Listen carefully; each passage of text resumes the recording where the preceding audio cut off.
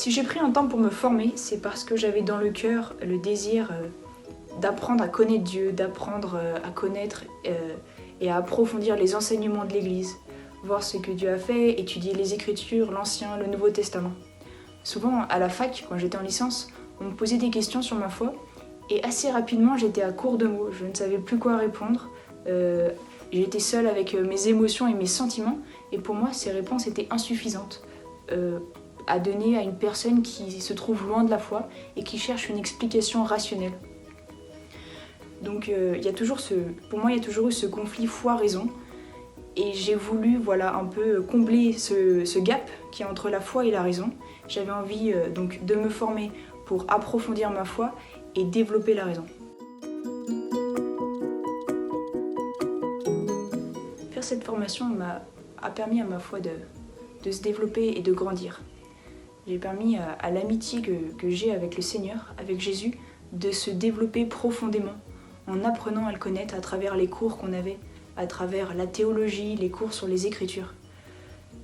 On a eu accès par cette formation au côté intellectuel de la foi, mais en fait, personnellement, moi, j'ai vraiment pu développer mon amitié avec le Seigneur. Lui qui me connaît, lui qui m'a créé, j'ai pu apprendre à le connaître à mon tour. Ça m'a également donné les outils et un feu pour évangéliser. Maintenant, avec cette formation, je peux répondre un peu mieux aux questions que les gens me posent dans la rue. Et surtout cette formation, en apprenant qui était l'Église, l'évolution de l'Église, en apprenant qui était le Seigneur. Avec tous ces cours, ça m'a donné un immense amour pour l'Église, un immense amour pour Jésus, pour Dieu, pour l'Esprit Saint. Et avec cet amour va le feu de vouloir répandre cette bonne nouvelle à tout le monde.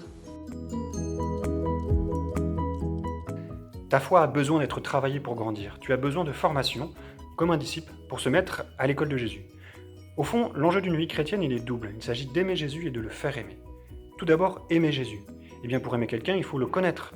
Eh bien, pour aimer Jésus, cela passera par l'engagement de toute ta personne, de toutes tes facultés, en particulier de ton intelligence, pour que tu puisses adhérer à ce que ta foi t'a permis de recevoir.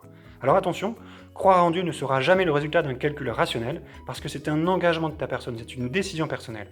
Mais il y a des raisons de croire et des bonnes raisons qu'il s'agit de creuser pour ne pas réduire ta foi à des sentiments et une connaissance vague. D'autre part, pour faire aimer Jésus, eh bien, il faut trouver des mots pour dire ta foi aujourd'hui. Saint Pierre, dans son épître, invite les disciples et tous les chrétiens à savoir rendre compte de leur espérance qui est en eux. Voilà, tout ça c'est un travail, et cela passe par une enquête de ta part pour chercher la vérité, pour comprendre ce que tu ne comprends pas, pour creuser, questionner, interroger la parole de Dieu, et écouter ce que d'autres croyants ont dit et les confronter avec ta vie. Il s'agit donc de prendre les moyens, sachant que cette formation durera toute ta vie. Alors Jésus, au début de son ministère, dit à ses disciples « Venez et voyez ». Eh bien, si cette parole résonne en toi, vas-y, go,